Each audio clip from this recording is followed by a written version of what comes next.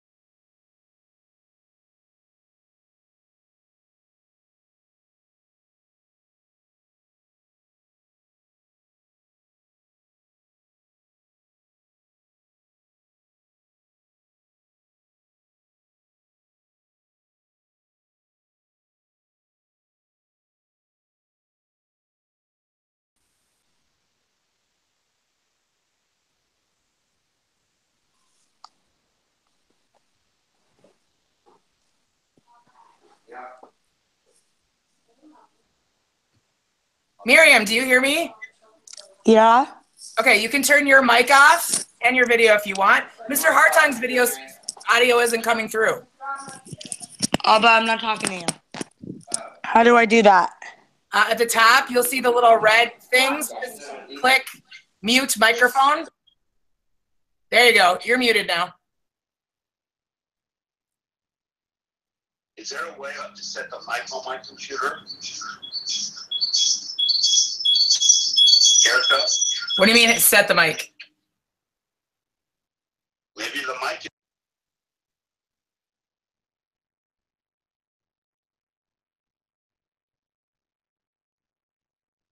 System preferences. Hey everybody, it's Miss Erica. We've got Mr. Hartong now on the right link, but for some reason now my audio works and his doesn't. So we're almost there.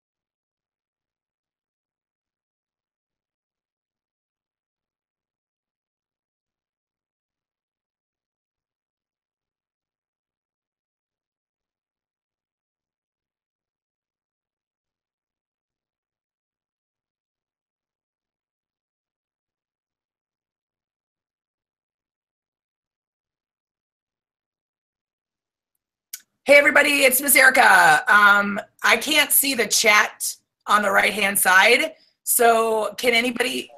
Oh, good. I hear somebody. Somebody's joining right now. Can you hear me? Hello. Can you hear Lisa? Hi, welcome. Hi, I just unmuted the microphone, and Dave is here too. Should we keep the microphone on? I think what I want to do is I just want to go down the line and make sure if you can hear me, we're going to try to have Mr. Hartung talk through my phone because we don't know why his presenter isn't working. So I can moderate the discussions at the end and we can hear him through speakerphone. I just want to make sure you guys can hear me. Yes. Okay, then you can go ahead and mute yourselves. Okay.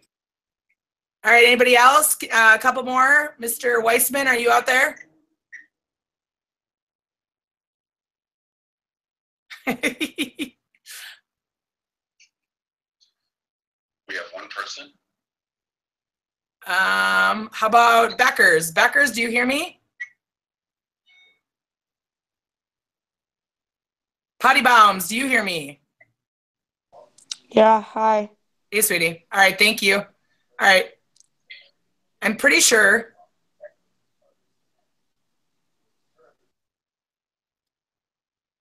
All right, should we try giving this a go? I think so.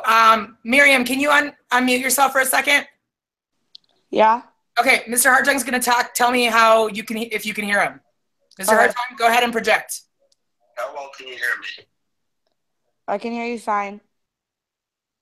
Perfect. Just make. All right. Okay, Miriam, thank you. Start, Erica? Just keep the, Sure. yeah, you can mute yourself. Keep the volume up, Eric. I can't go any louder. Okay. Okay, I'm gonna mute. I guess I need to take my headphones off because they're actually coming back at me. All right. Sorry, everybody. The best laid plans. We actually did test this multiple times, and unfortunately, in reality, it didn't actually work as well as we wanted. We were hoping that this. Well, we're still hoping. We have to work out some bugs. That this will be a new way where we can communicate stuff more time effective for you people. Where you don't have to spend 22 minutes before we actually get started, and therefore cut out your traveling. Usually we run a DC trip meeting as part of back to school night, and that was changed this year. So we're really doing this a little bit differently. What I want to do in this meeting is bring you through some of the stuff that we're going to be doing this year in regard to the Washington, D.C. trip, some of the mechanics associated with it, and kind of a quick overview of the trip. We will have another meeting as we get closer to the trip, a couple weeks before the trip, about last minute details. Okay, so this is working differently this time.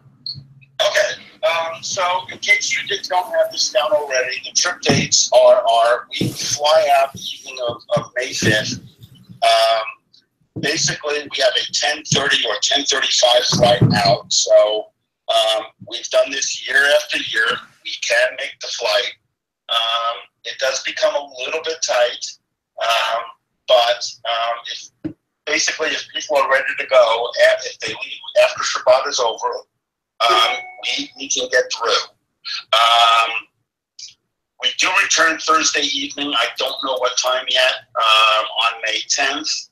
And usually we get back somewhere between 8 and 10 p.m. On the 11th, there is no school. The kids are going to be way too tired, and so are the faculty. By the way, the 3 faculty members are Ms. Pardo, myself, and Erica Holtz. So you actually have 2 of us with you right now. I actually said that on the next thing. The company that we use is called EF Education First. They specialize in student tours. The school's been using them for 13 years. I've been working with them for 10 years. Every year I meet with a whole bunch of other people who want to have business. We always seem to end up staying with Education First. They really are a good company to deal with. We've had problems occur while we've been on the trip in the past, where we've had kids needed to go home. We've had problems the night before even going, where we had to replace a faculty member. We've had problems where a teacher has actually had to go to the emergency room. They are just fabulous at handling all those things, and that's one of the reasons that I stick with them. All right, so example itinerary. We're going to arrive there early Sunday morning. Sunday, we usually try to go, after we have breakfast, we usually try to go to the National Archives. It's when the line is the shortest out of the week. We then do a few Smithsonian museums. And then after dinner, we get them on the bus and we drive to Williamsburg. It works pretty well because they're usually asleep within 5 or 10 minutes because they didn't get much sleep on the flight. And they basically have about 2.5 or 3 hours to catch up on some sleep. On Monday, we toured Colonial Williamsburg, the Jamestown Colony, and after dinner, we drive back to Washington, D.C. Those kids that haven't caught up with their sleep usually do so at night. Do so that night while we're driving back. Tuesday through Thursday, the order of what we actually do changes based upon how busy some things are, when we can get into things, etc. You can see the list there. We go to the Holocaust Museum, the Museum, Arlington National Cemetery, which is where you see the Tomb of the Unknowns and the changing of the guard. We do a Capitol tour. We go to the White House. If we're lucky enough, we actually take the half-hour White House tour. We visit the Supreme Court. We go to the Library of Congress. We hit up all the memorials. Lincoln, the Marine Corps Memorial, which is the Iwo Jima Memorial, World War II, Korean War, Jefferson, Einstein Memorial, and we go to a play at the Kennedy Center. We usually see, we've always seen a play called Sheer Madness. I'm probably leaving stuff out there. Sometimes if we get ahead of schedule, we go to the Ford Theater, but usually we don't make it to that. As you can see, we're pretty exhausted during the trip. Most of you, but not everybody, has completed the registration forms. I do need to get all the registration forms in, and I need to get them in quickly. I will most likely be sending another email out this weekend for everything I'm missing. We've got to get those in very quickly. We've reserved the spaces at a certain dollar amount, and after a certain point, without the actual means of registrations will go goodbye. Eric, hold on 1 second. We've got a family member that just joined that is not muted, and she's overpowering you. Lisa, is that you? Can somebody mute their microphone? Okay. I think you're okay. Continue. All right. There's a separate form which basically just asks for the student's full legal name, their social security number, and their date of birth. We need to have that information in order to apply for White House security clearance. They want that information 6 months in advance in order for you to have a chance of getting the clearance. And we're coming up on that real quickly. So if I don't have that information, I will also need that.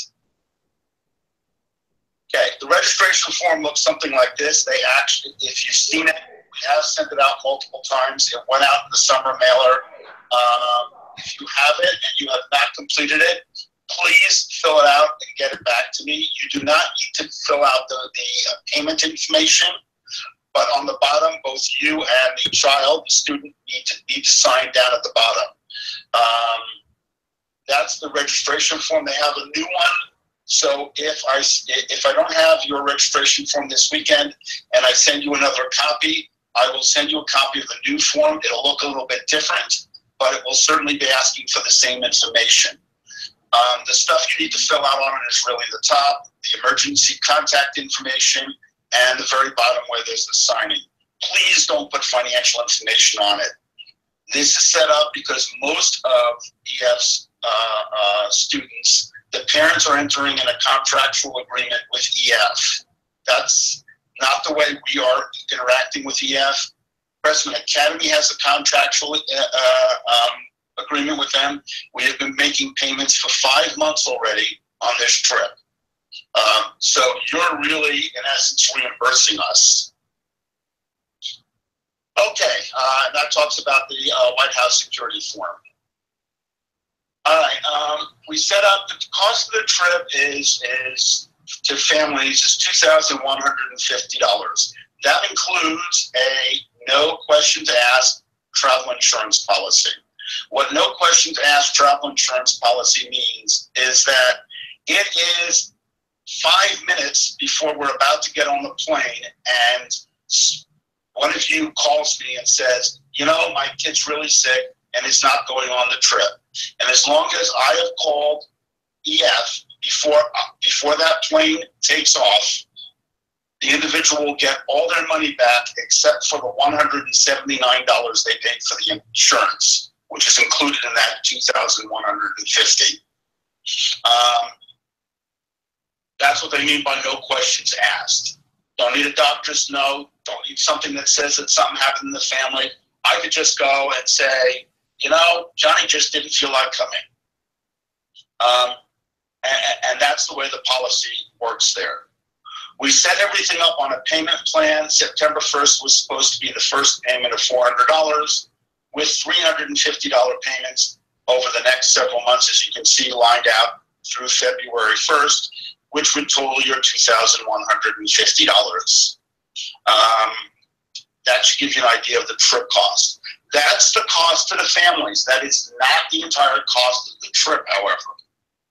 I will come back to that a little bit later. Okay, special arrangements.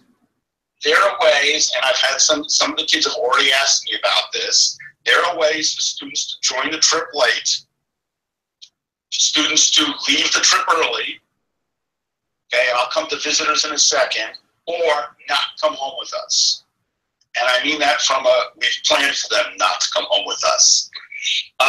We sometimes have families where the kids actually end up staying there to go visit family and then flying home, or the family has gone out there and they've spent the week out there, and then the kid joins us in Washington, D.C. We've also had situations where kids have flown in from a sibling's graduation at college. All those things can be planned for.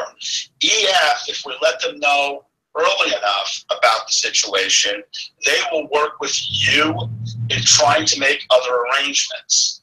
So they can change flight arrangements. So maybe instead of flying home with us on Thursday night, they can change your flight so that you fly home on Sunday night, so that the child's able to stay there with the family members over the weekend.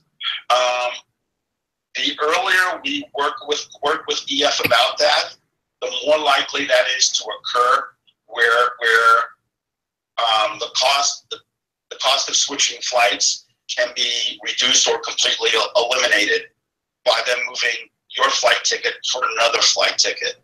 I do have to be the first one to inform them that issue exists out there, but then after that, they will give me an actual contact person, and you would work out those arrangements with them. During the trip, students may receive visitors. It's a little bit like trying to shoot at a moving target that's moving much faster than you can move. Because we're moving around so much, it does become a little bit difficult. The visitors have to come to us. The kids cannot leave the tour and go visit with them. Once they leave the tour, they're not allowed to come back. So the deal that we usually do is we know certain times, like where we're going to be. For instance, on Sunday, we know we're going to be at the Smithsonian's. Or I know that on Thursday morning, we're going to go to the museum, the News Museum. So I know some places where we specifically are going to be at specific times, and those tend to be the places where we make arrangements for people to come and visit us. It's also okay for the other place where people catch up with us is the hotels that we're staying. Otherwise, we're constantly moving, and our schedule is constantly changing around. I mean, it is the type of thing where we're planning to be someplace at 2 o'clock. We drive up, we see there's a 2-hour wait to get in. We go someplace else. So it gets kind of difficult from that standpoint. But we do allow visitors. Okay, so as I said a little bit earlier, we do not, you are not paying the full amount for the trip. There is additional, the trip actually costs more. The Parent Association is very generous. They give us about $5,500 each year toward the trip. And we, the 8th grade students, are responsible for raising about $10,000. And that usually makes the trip break even. That also provides in that amount a small pool for financial assistance. So we do have a pool of money for financial assistance, which I'll come back to in a minute. We try to make out of advisory, the fundraising, an opportunity for kids to learn a little bit about things like budgeting, planning, organizing. It's an opportunity we usually use to give students leadership responsibility who are interested in leadership, but they haven't had the opportunity, they didn't get elected to student council even though they ran, but they want to be a leader. It's one of the things we offer to them. We have a few committees. We have a snack committee. We have a teacher raffle committee. We have a social event committee. And then within them, they have subcommittees. And the major events we have is, as you know, one of them is snack sales during recess in the morning. We sell snacks during the student learning conferences. We usually sell stuff at the Hanukkah boutique and at Purim. Those tend not to be big money makers for us, but they are a visibility standpoint. And we have done some stuff with restaurant nights. If there's a parent who would love to get involved with some fundraising activity, I would certainly love it. In the past, what we've done with snack sales is we've assigned parents a week, every week of the year, where they're responsible for buying the snacks and bringing them in. And then if they ask for reimbursement, we pay them back. And we hope that they won't ask for reimbursement so that our profit margin is bigger. We've met last year because of how small the 8th grade was. We decided that what we would do is ask each family to donate $100 towards snack sales. Period. That would be it. If they give us the $100, great. If they choose not to get the $100, we're not going to go running after people asking for that money. And then we took care of actually purchasing all the stuff, all the items. We've decided this year that we're going to continue doing it this way. There are a few families that were asked by our snack committee chair to actually bring snacks in the first few weeks. So there are some people that have already contributed toward this. And if any of you are them, I thank you very much for having done that. Regarding everybody else, if you could make a donation of $100 toward the snack cart during the year, we would appreciate it. You've now heard my spiel on that. We are not going to ask you to bring in snacks. All right, enough with fundraising. All right, more on the trip. Once we arrive there, we have a dedicated coach bus and a tour guide throughout the trip. So we have our own bus for everything, traveling everywhere. I got to tell you, the staff that I've had every year has just been wonderful. I've made a request for the same tour guide we've had the last 2 years. I don't know whether we will get him. He wasn't sure his schedule would fit in because he's going to be boxed between 2 tours. But even if we don't, I got to tell you, I've never had a tour guide I've not liked. They're all different, but they're fine. We provide kosher meals for the kids. Everything comes from a kosher caterer or a kosher restaurant. Most of our stuff is delivered to us. We have a few dinners where we eat at the establishment. We are just too big a group for most of the kosher restaurants to really sit down and have a meal there. So we do a lot of, our breakfasts get delivered to the hotel, and we have them in the same room that we do at Tefillah, just one of their meeting rooms. In case you're interested, historically we've used Goldberg's bagels, and so they're normal breakfast fare. Lunches, we get stuff delivered from Max's and Eli's, and I forget the third place. And pretty much a lot of that is delivered to us at a park that we're near, and then we eat it in the park.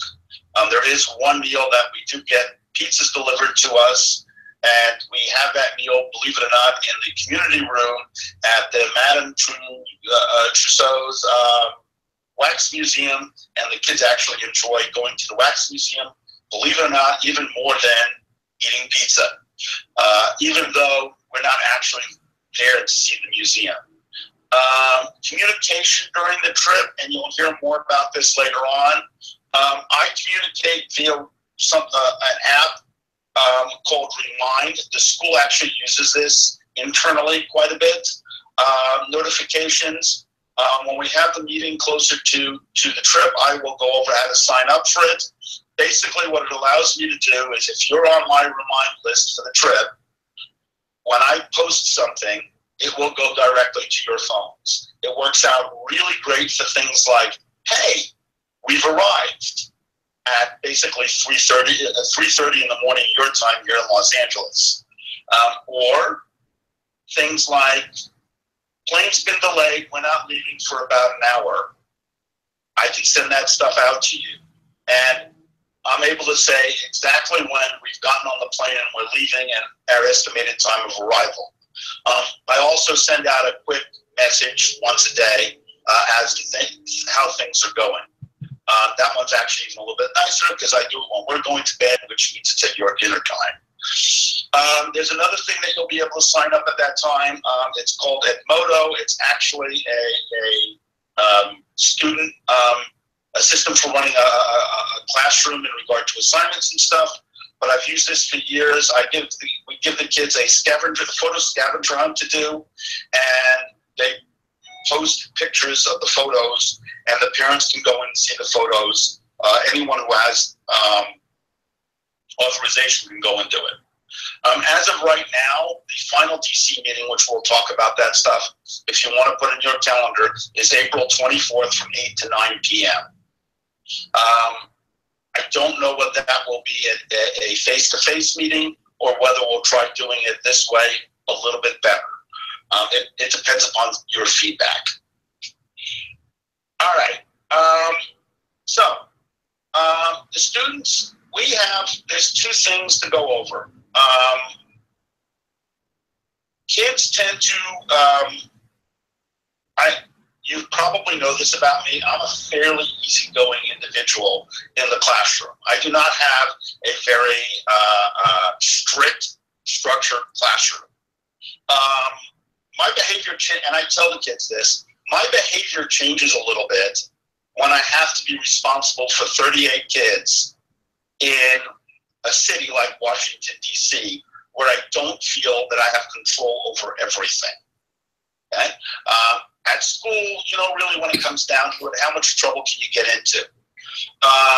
So we have very specific behaviors that basically take the 6 P's as we've been dealing with the kids this year and apply them to being on a trip of this sort. How to behave in a hotel room, how to behave on an airplane, how to behave around tour guides, how to behave on a bus, etc., etc.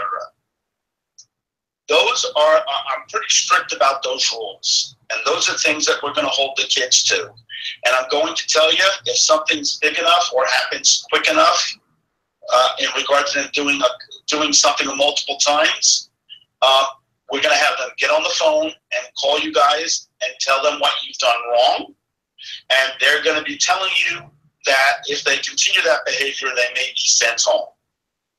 Now, depending upon how bad that infraction really is, they may or may not be being sent home. Certainly that's a conversation you and I would have before that decision is ever made. We have never had to send a student home. I don't plan on doing that this year, but we are very serious about the behavior contract. And when that behavior contract is released, I do truly ask you to go over it with your kids in regard to it's a serious thing, and we really do want them to follow it. In that regard, our experience has been that past behavior is often an indication of what future behavior may be. So this is October 30th, but we have not even talked to them about it yet. So it's probably going to be more like the middle of November. All the students are going to, in 8th grade, are going to have to sign a behavior letter of intent. What that means is, again, it reiterates all the 6 Ps that we have in school and the acceptable behaviors. And it basically says that there is a system whereby if you were causing perpetual problems, you could be, put on probation for going on the trip. And then if the problem continues, then you could be asked not to go on the trip. Again, we've never asked anybody not to go on the trip. I think part of the contract actually helps to do that. And again, that is certainly a conversation that would definitely go on between the parents, Ms. Tiger, and myself before any decision like that would be made. We would certainly be meeting at the time that they're put on probation so that everybody's on the same page to stay on track. The goal is for them to stay on track, not to find ways for them not to go on the trip. Okay, I think that covers most stuff. There may be, hopefully not too many, there may be some questions out there. Erica, how are we going to handle them? I'm going to read your handle, if that's okay, since I don't know who's who across the bottom of my screen. If you have a question, you can go ahead and unmute your microphone by taking your mouse and dragging it to the top of your screen. The little mic will be red, and you can click on it, and then you can ask your question, and then we'll answer it, and we'll move on. So the first one I have on my left is Lisa. I actually didn't have a question. That's amazing. Thanks, Elisa. Thank you. Good job. All right, the next one I have is Control. Ooh, that's a good handle. Control.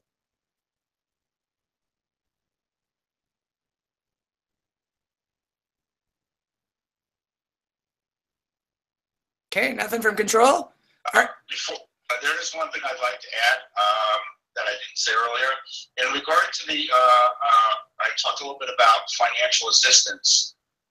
If you're interested in financial assistance, just email me an email that says you're interested and how much you're looking for. We sit down probably about the middle of November, and at that point, I sit down with Dr. Rothblum, and we go over what the requests are. She has a better idea of what true need is, and we look at what we have in the pool, and at that point, we're also able to look at what our fundraising efforts are looking like so far. And then, based upon that, we make offers of financial assistance. I hope that explains it. Okay. Lisa, do you have anything?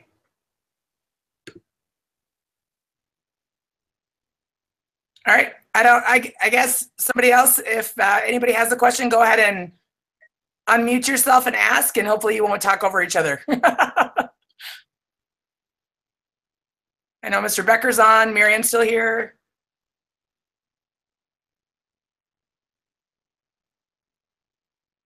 All right.